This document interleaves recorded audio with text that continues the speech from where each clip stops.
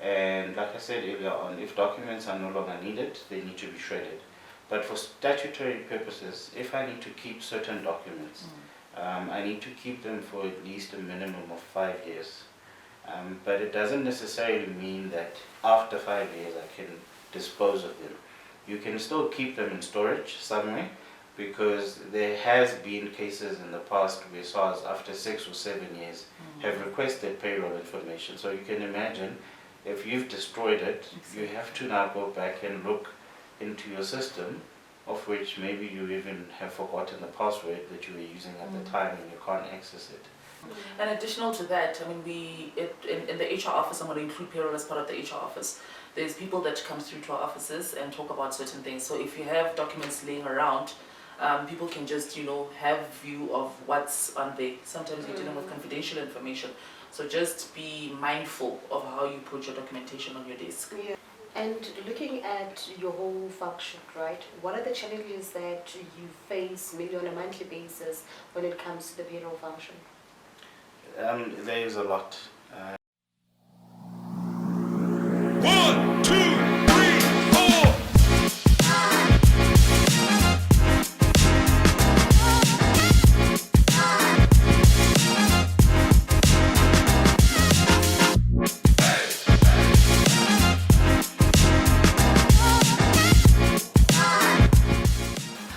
Hello guys, welcome back on Couch Talk with LHS. I'm your host Mpele, aka Buthelezi, and today I am not rolling by myself. I am with Zanele Buthelezi, aka Zanele, and we are joined by our payroll specialist, Mr. Thabo Mlangeni, aka the T-Man. Alright, so today we're talking all things payroll. We just want to understand. I think on our first episode we spoke about the role of HR. So we're just taking things a little bit further. Today we're talking the role of a payroll administrator or payroll functions. So maybe just going back to you, Thabo, what is the role of a payroll administrator, or what is payroll administration?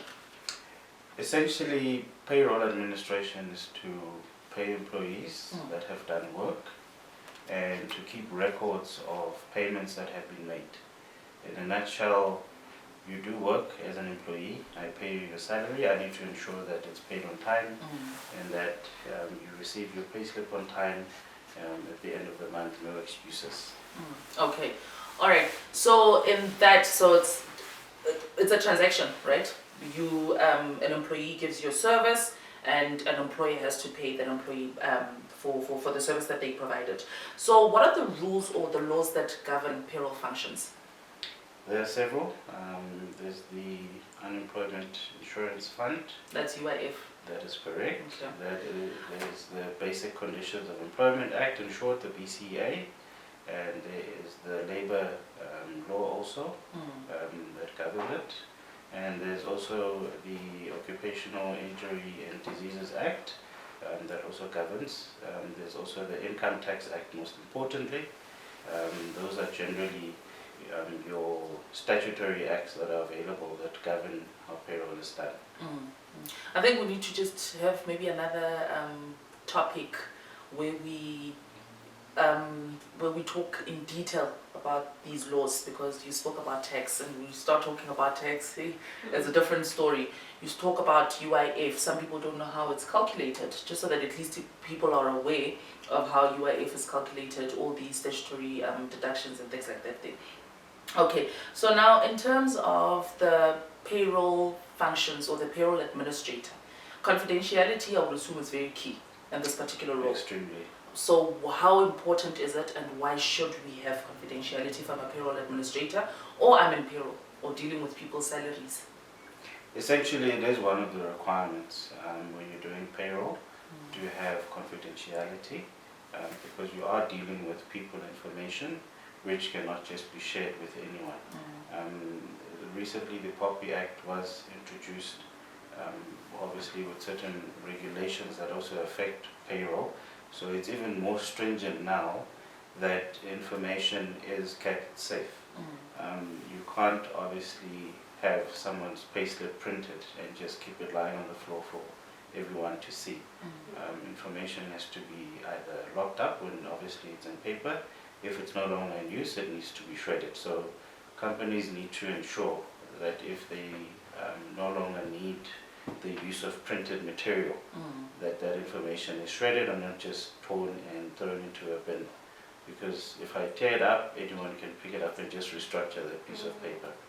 And also in a payroll environment, generally, how you sit with your computer, you can't have a monitor facing the door. People are always passing, they can always see what you do. So it always needs to be against traffic, where people are always walking by, to ensure that whatever information you're accessing on your screen also is protected. And generally, if you leave your PC unattended, lock it, because you will find that people might leave their systems open, and anyone walking by, if they see that you're not there, they could easily have access to your system if it's open. And additional to that, I mean, in the HR office, I'm going to include payroll as part of the HR office. There's people that come through to our offices and talk about certain things. So if you have documents laying around, people can just, have view of what's on there. Sometimes you're dealing with confidential information. So just be mindful of how you put your documentation on your desk. Yeah. Also, what's also important in terms of this is that remember the havoc that's going to be caused by me seeing how much Thabo earns, for example, and we are in the same role. It's going to create a lot of chaos, because if people don't even think about, they're looking at qualifications, they're looking at experience, they're looking at certain job grading, they're just going to see it as we are in the same position, we should be earning the same, but it doesn't necessarily work like that. No, absolutely. I agree. So it is very important then that somebody, because we also spoke about it, I think, in our first episode, where as an HR person you might have friends or you might know people within the same company. If information comes out, who is privy of that information or who might have shared that information? So you must just be careful of what you share and your surroundings and people that you associate yourself within the working environment. So let's just talk about the payslip. Very interested in the payslip, because at times for some of, I'm not going to say some of us, because we call you and we ask certain information, but other people don't care about the payslip, or they don't know how to read the payslip. The only thing that they know, I'm supposed to get 15,000 in my bank account every single month. If 15,000 is not there, we have a problem. So what are the payroll definitions, and maybe just to elaborate a little bit more on the definitions? Sure. I think everyone will generally be aware that, look, I'm getting a salary. Yes. So salary is the first thing anyone would look at, more especially in other environments where people are privy to working overtime. Those are additional items that they would look at. So anything that brings money in my pocket, is something that I would look at. So earnings, basic salary, overtime, any allowances that are paid, those are generally things that people will look at on a payslip. And I would assume that they are taxed differently. It depends on the component or the definition. That is correct. Okay. I'll give you an example. My annual bonus, is taxed in a different way than my basic salary. So one would ask when they get their payslip to say, look, my basic salary is 10,000 Rand, for example. I am used to my tax being so much. Now I've got an equivalent amount as a bonus. I would have expected my tax to be double the amount, but it's not. The question is why. So obviously then the Income Tax Act would come into play there to say, look, if you are getting a bonus, it is treated differently in your tax calculation. So generally people do not know that, but with a payroll administrator that knows all these acts would be able to explain, why the tax is what it is. And obviously your tax is a deduction, which is a statutory deduction that needs to be deducted. Nobody likes to have it. With the high tax percentages that our government has levied, I think people generally grin when they get to see their payslip and the amount of tax. It has to be done. Unfortunately, you can't tell the payroll administrator don't deduct tax because it's too high. Yeah. And you have your UIF, which is also a statutory deduction. and most people will pay for it for years and years and years, and they don't see the benefit of it up until such a time that they actually maybe lose employment, either through retrenchment, or if they go on maternity leave and the company doesn't provide full pay while you're on maternity leave, then they realize the importance of actually paying UIF.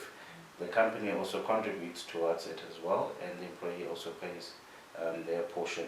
And further to that, you then generally have other deductions. If I've taken a loan, that loan would come in as a deduction. And if there are any other, for example, union affiliated companies, they too would have extra deductions that are mandatory due to the fact that they belong to a certain union.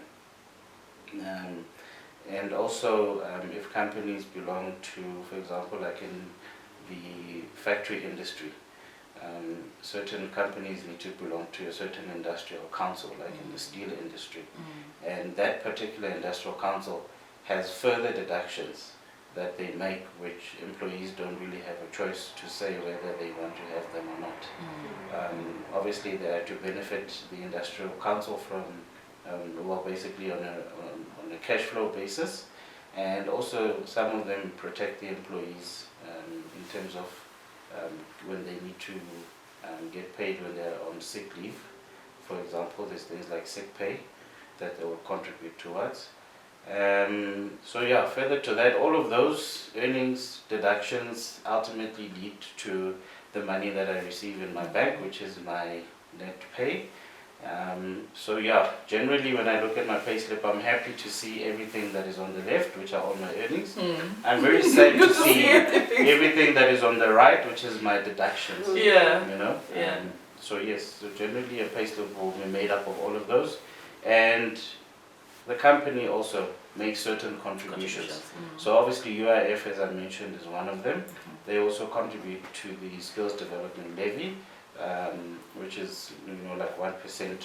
It's also a calculation that's governed by a particular act. So any other contribution that the company makes further to that, like pension fund, provident fund, and so on, will just depend on the company structure and what they choose to have on their payroll. Talking about company structure, because you mentioned there's earnings, there's deductions, there's company contributions and fringe benefits. So what would the difference be? What is the difference between a cost to company structure and a cash plus benefit? Because we sometimes get this when we do recruitment, when somebody would say, no, I earn 25,000, and 25,000 does not necessarily mean 25,000 if it's a structure that has a basic plus certain benefits. Yes. Yeah. I particularly remember a story in my life where I used to be a basic salary employee. In other words, I got a basic salary of a certain amount. I knew that this was my basic. I had certain deductions, and I knew that the company contributed, for example, to my pension fund. So if I contributed 7.5% of my basic salary, the company would also contribute the same amount. So they would match it. In a way, I'm happy because I'm getting basically more money put into my pension fund. And then came a day where things changed. It's like the world decided that this is not the way of doing things. Yeah. For whatever reason, whether it was to save employees tax or to save companies tax, they then introduced a cost to company. And people, I think till today, still don't understand it fully, that what is a cost to company versus a basic salary structure. So obviously with the basic salary structure, you get your basic salary, be it 10,000, 50,000, 25,000, and that's it. And it remains that. It doesn't get affected up until you get an increase or a decrease in salary if you're demoted, Lord forbid. So your basic salary will only move in those cases, in those instances, whereas with the cost to company, your basic salary is actually what we call a package. So if it's a package, then it means that you have a box, and in that box you've got items. Items in this case would be your provident fund or pension fund, travel allowance if you get a travel allowance. So at the end of the day, you get to choose what you keep in that box. So your box will be your basic salary. So if I want to have a provident fund, I have to take out of my box money for the provident fund. It does not affect the company because this is money that the company is saying they are going to pay me. If I need to have a travel allowance, I need to take that out of my box, you know. And if there's any other additional items that will form part of my package, all those things have to be taken out of my box. And what I'm essentially left with now is my basic salary. So I could have started with a package of 35,000 Rand. And by the time I'm taking out all these contributions and additional earnings that I need to get, I'm only left with 20,000. So now my salary is, you know, less than what I initially started with in terms of the package that I'm supposed to get. So if I compare that now with someone who has a basic salary, if I say I'm going to pay you 35,000 Rand, it stays like that, it doesn't get affected by anything. And obviously the reasons, or there are reasons why the cost to company was introduced, but more importantly, it allows the employer to know that if I have a specific package for a specific position, that is how much I need to budget, you know, over and above any other additional earnings that might come, which basically like variable earnings, that's fine, you can put that aside. But I know that if I need to employ Nell in an HR director position, I need to ensure that I have 1.5 million in the bank so that I can pay her salary over the year. So it allows you to budget quite easily versus a basic salary structure. Okay, so then in that particular box, so it also includes things like medical aid. If I would want medical aid, it's also taken from that box. My medical aid will come off the box. Remember, my box has everything. What I choose to take out of that box will depend on how I want to structure my package. So if I want to cater for my retirement funding, it will come out of my box. If I want to cater for medical aid, it will come out of that box, you know. So at the end of the day, I choose how much I want to take home based on the items that I'm going to take out of that box. But in instances whereby some companies might have, for example, a certain percentage for provident fund that has to be contributed. That also is going to come out of my box. The company in this case is not contributing as such, because the moment I take out my provident fund, you know, there will be a formula obviously behind it as to how much of the provident fund I can take out. You don't just assume that, okay, I want to contribute 10,000 and I'm happy with that. You know, there's certain regulations that govern how much provident fund you need to contribute to us. But be that as it may, it still is coming out of my box, however much it is. Yeah, that's a tricky one, eh? I don't like this box. I don't like this box. I can keep the box. But it's actually reality, and it just brings back to our point where we sometimes just need to make our candidates understand why we ask for their payslips and why we want to understand how much they're earning, because 35,000 does not necessarily mean it's the same structure, and it would be 35,000 as how you're explaining it. That is correct. Yeah. So it's easier for HR to basically ask for your payslip so that they can match it with what your new employer is offering. Exactly. Because you might assume that you are on a package structure, whereas your analysis of that is incorrect. Now, because you've analyzed your payslip incorrectly, your demand, therefore, in terms of the salary that you're expecting, you know, might not necessarily be reasonable. Because if you compare it to the new structure, you might think that these guys are not going to pay me what I'm currently getting, you know. And also you might even agree to a new salary because it looks, you know, nice and glossy. But because maybe you were on a basic salary structure and you're now moving to this cost to company where you're taking things out of your own box, you end up realizing, in actual fact, maybe I'm actually going to take less home in terms of my net pay. So it is important for people to actually share their payslip with their recruiters so that they can best work for them in ensuring that they are not moving from a favorable position to an unfavorable position. Agreed. So we also spoke about document destruction, or, you know, keeping records. What is, should I say, the norm, or what do the rules say about you know, keeping employee documents? and things that how long should we keep employee files or payroll information for? So obviously, documents that are printed need to be kept in a secure space, either in a locked cupboard, locked office, and like I said earlier on, if documents are no longer needed, they need to be shredded.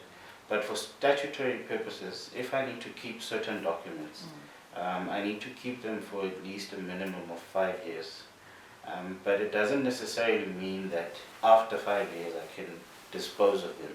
You can still keep them in storage somewhere, because there has been cases in the past where SARS, after 6 or 7 years, have requested payroll information. So you can imagine, if you've destroyed it, you have to now go back and look into your system, of which maybe you even have forgotten the password that you were using at the time and you can't access it, you know. So the information just needs to be kept and readily available. If, for example, SARS does request certain documentation for a period of 5 years, and thereafter it can be kept in storage in boxes just for safekeeping. Okay, all right. And then, Thabo, HR functions. I'm going to include, I know payroll is borderline HR and finance, all right? But I'm going to include it for this particular purpose. I'm going to include it as an HR function. Some companies, particularly like small companies, see us as a support role, whereas it's not necessary to have HR. It's not necessary to, if I'm giving you a certain amount, we don't calculate tax, let's just, it's an envelope situation. And things have moved from Excel to having servers and having your own systems to now cloud-based systems.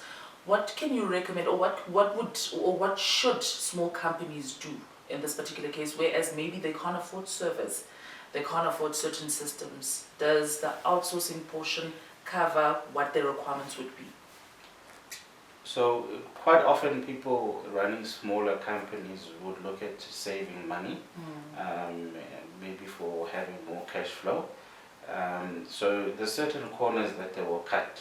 One, by not having an HR function within their organization, or if they do, maybe they've got someone who is not trained basically to be in the HR position. Maybe the person is doing admin work but also takes the role of being HR. But without the right knowledge and skill, the company might actually, instead of saving money, end up losing money. And why do I say that?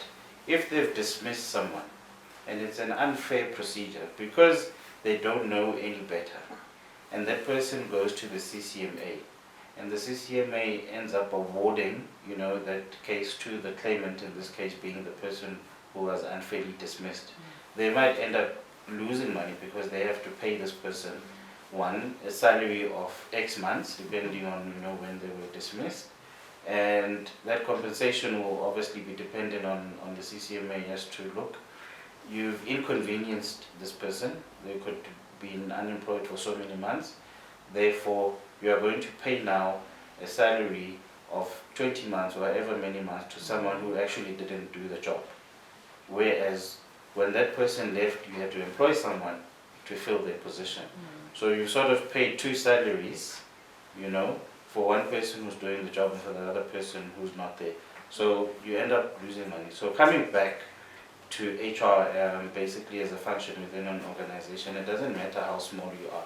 If you feel like I can't have a seat of an HR person who's qualified to sit here, that is fine, because you have companies like us where you can outsource the HR function, whereby that person comes and sees you when there is a need, and you're able to call them for advice to say, look, I've got an employee who's done 1, 2, 3, how best can we approach it, So at the end of the day, with that person by your side who's advising you correctly, you can never end up saving money, because they will tell you, look, if you act in this manner by firing this person on the spot without having a fair disciplinary procedure, in this case where you would come in and assist them in chairing that disciplinary procedure, you'll end up saving them money.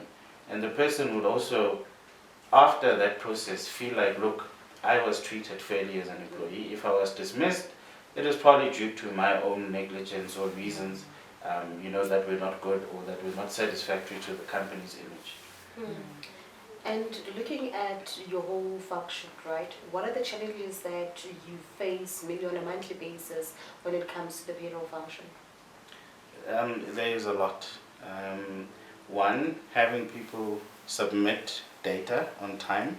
That's why it's very important when you are in the payroll space that you have your payroll calendar where you outline your entire year, what you're going to do on certain dates. So for example, if people need to submit their overtime claims, if I need to make sure that people need to be paid by the 25th, I need to have a cutoff to say, look, on the 15th of the month, have all your documents submitted. We will review by the 16th, and if there's any feedback or corrections that need to be made by the 18th, we do all of that, and maybe by the 19th, you finalize your payroll for management to approve. So, that gives you enough time by the 25th to prepare everything that you need to prepare, submit your bank files to ensure that people get paid on time. That in itself, people getting paid on time is very critical because you don't know what the struggles are out there. I could be at a petrol station on the 25th wanting to fill my car. And if you've delayed that person's payment because you didn't adhere to your own calendar, because people submitted documents late and management didn't approve payroll on time, you can imagine I've filled in, I need to pay, the card declines. Because, maybe someone is living from month to month. So you can understand the amount of drama you can cause in someone's life by not having a proper payroll calendar. So save yourself, have a payroll calendar that will tell you exactly what you need to do on which day and so forth. And it doesn't only stop there. You have to pay third parties, And one in particular that if you don't pay them on time, and that being SARS, they impose interest and penalties. And they're not biased, and they do it from the very first minute that you are late. So if you want to save your company money, you ensure that you stick to the payroll calendar and with the set deadlines that you have on it. And just in terms, sorry, Zanele, getting excited. So just in terms of the calculating the correct, because like we said, there's a lot of systems. Some people are still using Excel. So calculating the correct deductions, because you don't want a case whereby on a monthly basis, same scenario, my money is, they didn't pay me enough money. They, or they didn't pay me my overtime. Whereas it was already approved, but it wasn't calculated properly or whatever the case might be. So, look, I'll address the Excel part first. There's an exit strategy. If you're still using Excel and maybe it's working for you, there is an exit strategy. What you do is rather outsource your payroll, to someone who has, that provides payroll services, because they've got the payroll systems. They will get you going to be in a more formal environment where you're basically using a program system that is specifically made to run payroll. Once you get moving and you're basically getting used to that system, you can then decide, look, I think I'm in a position now to buy the system and move it in-house. So you're more than welcome to actually check with your outsourcing provider to say, look, what system are you using? If we buy it, can we have a seamless, move from you to us using it internally? And obviously, the products that we support through Sage allow you to do that quite easily. So at the end of the day, if you outsource, that's fine. You can move eventually to having your own system internally. And training is always available. So at the end of the day, whoever you employ now to work on that system can get trained on the system. So in a matter of no time, you can say goodbye to Excel, and you can also say goodbye to any headaches of, I've claimed overtime. I don't know if it was approved or was not approved, because at the end of the day, the systems that we use today allow the employee to be in more control. Why do I say that? There's cloud payroll software where the employee can be in control of their claims, and they also can track whether their claims are approved or not. So if I'm the one submitting as an employee my overtime claim and I'm doing that on the cloud system, I can see whether my manager has approved it or not. So if I can see that, look, this thing has taken 5 days, it's still sitting with my manager, you can easily follow up. Can you do that if you're still using Excel? Nope. Definitely not. So Definitely if not. my manager has approved it, then Yeah. I know that now payroll needs to play their role. And if it doesn't still get paid, I know exactly who to go to. I don't bother my manager, I go straight to payroll to say, look, my overtime was approved, why was it not paid? Because it was done on time. You know, so it gives the employee also some form of power to say, look, let me resolve my own queries quickly without getting frustrated, because the last thing you want in an organization is have someone get disgruntled over things that they could have actually controlled themselves. And which is the direction that we're going at this point in terms of HR related functions, that employees need to be involved. So having that web self-service where they are involved, they're taking control. If something is not done, then they can actually go and follow up. Anything that you wanted to say? Because I started you off and Thabo and I just went on, carried on with it. No, I just wanted to check with Thabo, right? Because there might be another teammate out there that just wants to do a payroll function or payroll course. What advice would you give them, and where should they start? So here I am, currently fresh, for example, from matric, and I just want to, I'm interested in doing payroll, but I don't know more about it. Where can I start, and what advice do you have for those kind of people? Alright, so it takes a certain caliber type of person to actually work with payroll. I would suggest, first of all, if you know yourself and you know that you're not good with numbers, try and avoid going the payroll route. Maybe you can go an HR route, you know? Yeah. If you're not good with numbers at all, because payroll is numbers, that's what you're going to be working with. And if you're not comfortable working with numbers, you know, you might as well forget it. But there's companies out there that provide payroll academy type of training courses. They basically take you into a theory, basically week or month of training, where they actually teach you what is payroll, you know, and what are the rules that govern payroll. Because most importantly, you need to know that payroll is not just a system where you do whatever you want to do. There's rules and regulations that govern what you must or can do in a payroll system.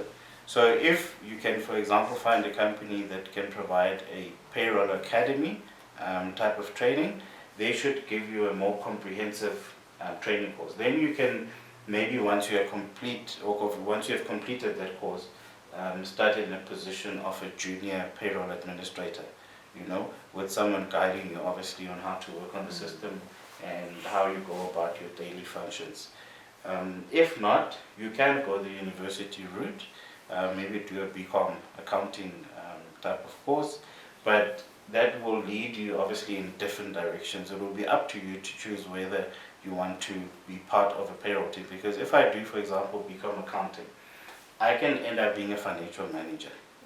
But being in a financial manager position means that I need to manage the payroll administrator, you know.